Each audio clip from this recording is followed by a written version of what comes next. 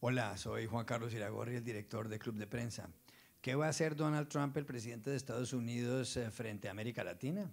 ¿Qué política es la que piensa implantar?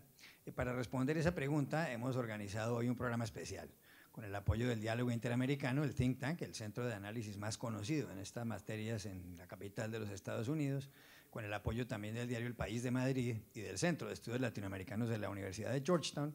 Hemos organizado esta conversación en la que han tomado parte Michael Shifter, el presidente del Diálogo Interamericano, Eric Langer, profesor del Centro de Estudios Latinoamericanos de Georgetown, Marc Bassets, corresponsal jefe del diario El País de Madrid, y Claudia Trevisan, la corresponsal de O Estado de Sao Paulo. No se lo pierdan. Para comenzar, yo creo que si uno quiere hacer un análisis o por lo menos tratar de entender qué va a pasar con Donald Trump frente a América Latina, habría que hablar de México, que posiblemente es el país al que él más se ha referido. Desde cuando lanzó su candidatura, el 16 de junio de 2015 en la Torre Trump, el señor Trump dijo que de México llegan a Estados Unidos violadores, criminales y una que otra buena persona. Dijo además que había que cerrar la frontera con México con un muro, y ha dicho además desde entonces, y por supuesto después de haberse posesionado el pasado viernes 20 de enero, que él piensa renegociar el Tratado de Libre Comercio de Norteamérica, lo que se conoce como NAFTA por sus siglas en inglés. Para ello, Enrique Peña Nieto, el presidente de México, va a venir a Washington y van a conversar los dos. No se sabe muy bien qué va a pasar ahí. Todos ustedes saben que el señor Trump, mediante un mensaje por Twitter, en cierto modo intimidó a algunas compañías como la Ford Motor Company para que eliminara unas inversiones por $1.600 millones en San Luis Potosí, en México, y trasladara 700 millones de esa cantidad para mejorar o abrir una planta en Michigan y crear 700 empleos. Aquí la pregunta, y se la quiero empezar haciendo a Michael Shifter, justamente es, ¿qué puede pasar cuando llegue Enrique Peña Nieto y se reúna con Donald Trump? ¿Se va a acabar el NAFTA? Bueno, muchas gracias, Juan Carlos. Obviamente el NAFTA va a ser un tema de discusión entre Peña Nieto y Trump. Lo que van a conversar, lo que van a decidir no está muy claro. Va a abrir el tema. Es un tema que fue fundamental para Trump en la campaña. Creo que hay una disposición por parte de Peña Nieto de conversar sobre los temas, pero también hay preocupación, los efectos ya sobre la economía mexicana de lo que ha dicho y lo que ha hecho Trump aún antes de asumir la presidencia, ha sido bastante fuertes en México. La opinión pública en México está muy preocupado y ansioso de la presidencia de Trump, pero México está muy ligado y está muy conectado a Estados Unidos. 80% exportaciones van a Estados Unidos, y creo que la decisión del presidente Peña Nieto de conversar con Trump tiene lógica, no tiene mucha opción, pero ojalá que se puede buscar modernizar NAFTA.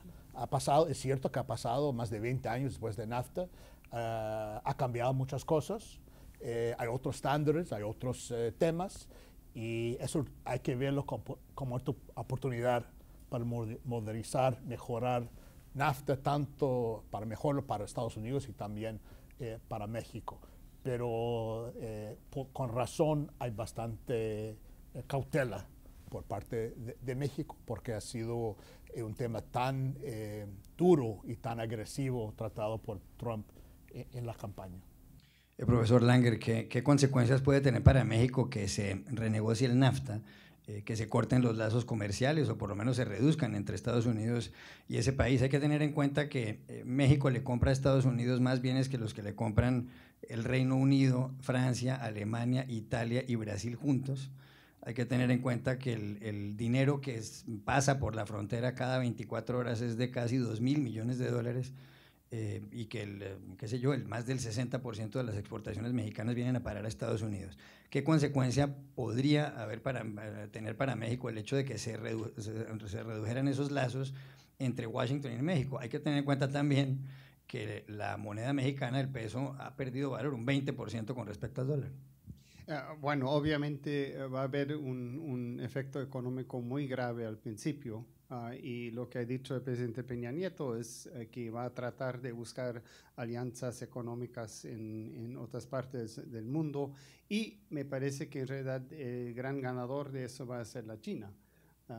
Porque si hay un país que sí quiere tener más cosas que ver con México, va a ser la China y los brazos seguramente están abiertos allá, pero primero va a haber un efecto económico muy grande. Además hay que tomar en cuenta otra cosa, ¿no? Y eso es de los inmigrantes. Si él empieza a devolver a los que están en este país sin documentos, quiere decir que eso también México tiene que absorber a esa gente en su economía y de alguna forma también tienen que tener trabajo y eso va a ser muy difícil también al principio. Entonces, no solamente es la parte del comercio, sino también de los migrantes y qué se va a hacer con todos ellos si empieza a devolver muchos inmigrantes no documentados mexicanos.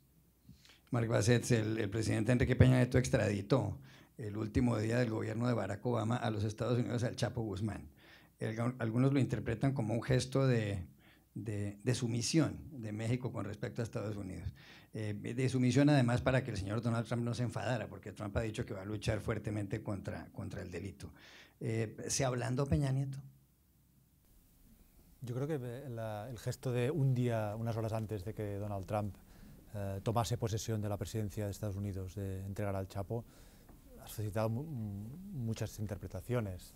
Otra interpretación posible es que quiso darle el regalo, entre comillas, a Barack Obama antes de que Donald Trump pudiese ponerse la medalla. Y en cierta manera también puede decirse que México se ha quitado un peso de encima, porque tener al Chapo en una prisión mexicana susceptible de escaparse y de crear un problema añadido con el nuevo presidente de Estados Unidos, yo creo que están mucho más tranquilos los mexicanos con el Chapo en Nueva York y bajo la custodia ya de la administración Trump que teniéndolo en México. Claudia Peña Nieto además nombró como ministro de Relaciones Exteriores, como secretario de Exteriores a Luis Videgaray, que era su secretario de Economía, el señor Videgaray, y fue quien se inventó la visita de Donald Trump como candidato en la campaña, por supuesto, a México, cosa que aparentemente salió mal y que le costó el puesto al señor Videgaray. ¿Es ese otro gesto, puede interpretarse también como un gesto de sumisión de México ante Estados Unidos?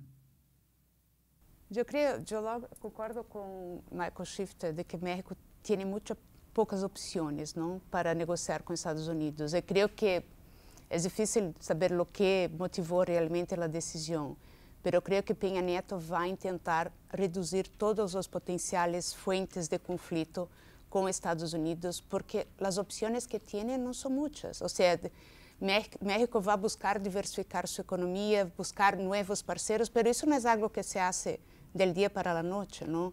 Hay todas cadenas productivas que están integradas con Estados Unidos. Negociar acuerdos comerciales es algo que lleva años, no se puede hacer un cambio así de la noche al día.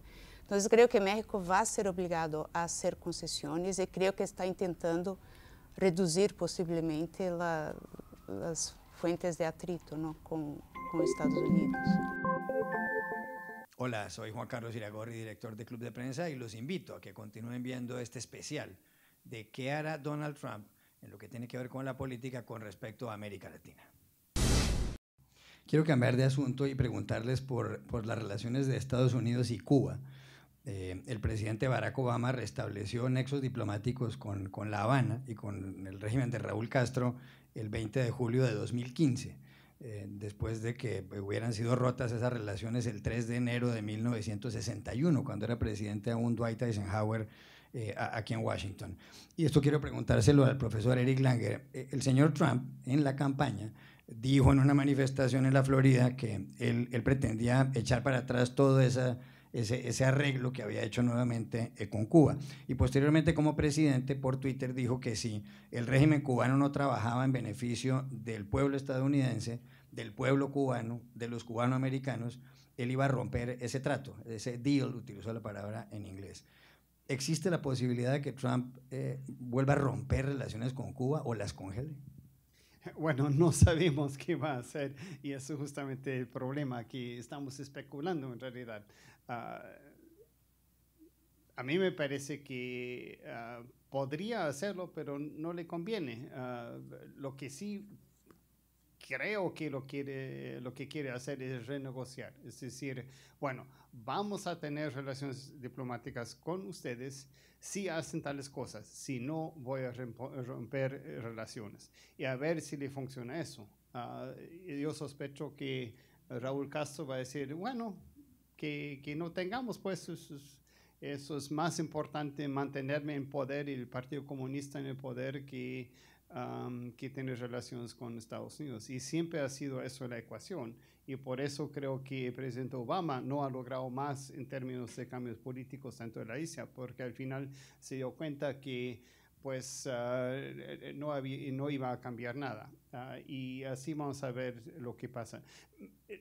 Creo que hay una cosa que hay que tomar en cuenta con Trump. Y eso es que siempre, obviamente, los países hacen lo que quieren y lo que creen que está en su mejor interés. Y hay otra cosa que hay que tomar en cuenta aquí, es que la política exterior siempre pasa por la política interior del país. Pero en este caso hay un cambio en la política doméstica del país que cambia la política exterior. Y sin pensar en eso, en ese prisma que es nuevo, entonces no vas a entender las acciones ni poder especular sobre lo que el presidente Trump va a hacer. Y pensando así, entonces uno puede especular, yo creo que un poco más inteligentemente, porque si uno piensa qué es lo que él había prometido, primero Estados Unidos, después todos los demás, puede ser lo que está en los intereses como él define a los Estados Unidos, y todo lo demás, toda la parte exterior que él no conoce muy bien, conoce a las bellezas de las reinas de belleza y cosas así, pero fue eso, no sabe realmente mucho de política exterior, no se puede comprender lo que va a hacer o lo que quiere hacer más bien Estados Unidos. Ahora, el otro problema es ver por dónde lo llevan su equipo. Y obviamente no sabemos todavía quién es el equipo que va a trabajar sobre América Latina, pero pensando en cómo quizás van a apaciguar y quizás fomentar más bien sus prejuicios o no, también tiene que ver mucho con su equipo. Y eso creo que hay que analizar también si hablamos de todas esas cosas. Marc Gasset. Yo creo que es importante subrayar, cuando hablamos de intereses de Estados Unidos y de intereses de Trump, Trump cambia los intereses de Estados Unidos. Los intereses de Estados Unidos son los intereses de Trump. Así lo han sido a lo largo de su carrera. Trump en el año 96, cuando era empresario, decía que esperaba poder pronto abrir un casino Taj Mahal en La Habana, porque era su interés. Hace un año y medio él estaba a favor aplaudía la política de Barack Obama en Cuba. Y en el último tramo de la campaña electoral, cuando su interés electoral pasaba por cambiar de posición y oponerse frontalmente y con rotundidad a la política de Obama, pues cambió esta posición. Por lo tanto, esto es lo que está sembrando tanta incertidumbre en tantos aspectos y convirtiendo a Estados Unidos en algo que tradicionalmente no ha sido, que es un factor de imprevisibilidad y de inestabilidad. Y el caso de Cuba o incluso el caso de México, que estábamos discutiendo hace un momento, son ejemplos de ello. Trump busca los intereses de Estados Unidos. ¿Está en interés de Estados Unidos debilitar a la OTAN? ¿Está en interés de Estados Unidos romper los tratados comerciales? ¿Dónde empieza el interés de Estados Unidos? ¿Dónde empieza el interés del ego de Donald Trump? Trump siempre ha dicho que quien me quiere, le quiero, ¿no? Como Trump le halaga, como Trump le llena de como Putin le llena de elogios y le halaga, él es amigo de Putin y es amigo de Rusia. El líder que le critica, Trump escribirá un mensaje en Twitter poniéndole un mote y denigrándolo. Entonces yo creo que estamos entrando en un territorio inexplorado y desconocido.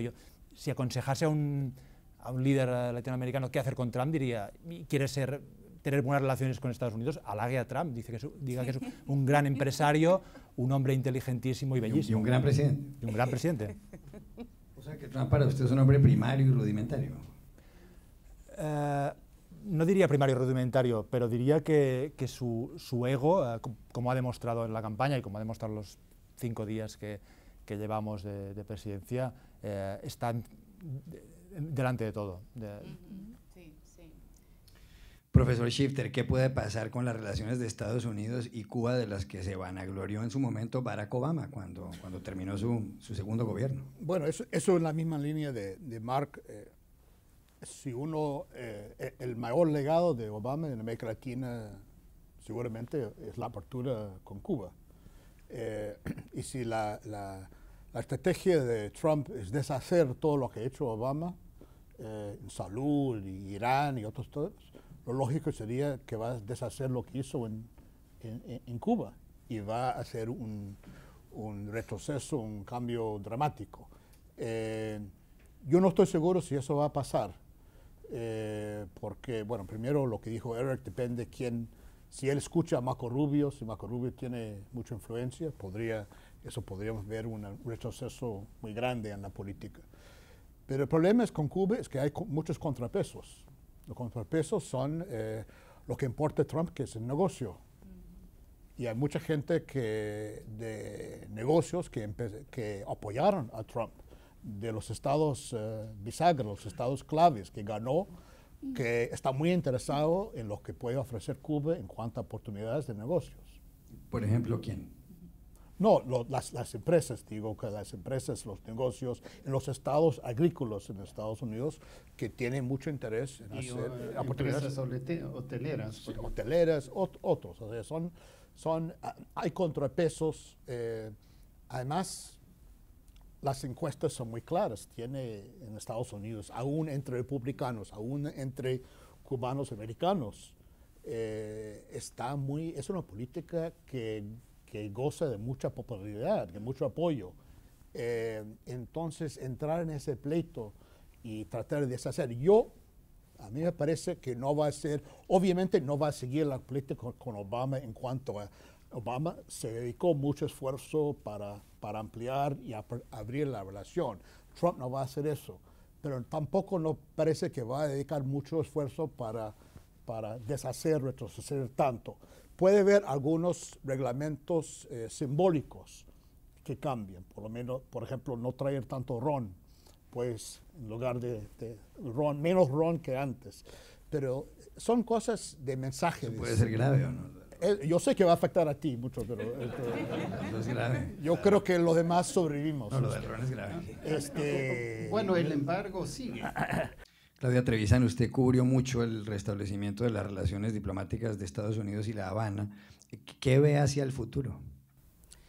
Incertidumbre, ¿no? Que creo que lo que los dijeron hasta ahora, creo que no se sabe lo que va a pasar, pero si miramos el hearing de Rex Tillerson en el Congreso, él de manera general no fue tan agresivo cuanto Trump, la agresividad de Trump en la nota cuando Fidel Castro murió.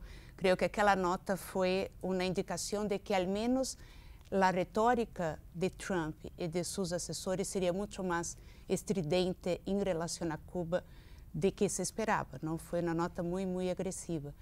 Pero en las sesiones en el Congreso, en que los principales asesores de Trump hablaron de la política externa, el tono fue mucho más ameno. Hola, soy Juan Carlos Iragorri nuevamente, director de Club de Prensa. Aquí termina este especial sobre qué hará Donald Trump con respecto a América Latina. Los espero en una próxima oportunidad.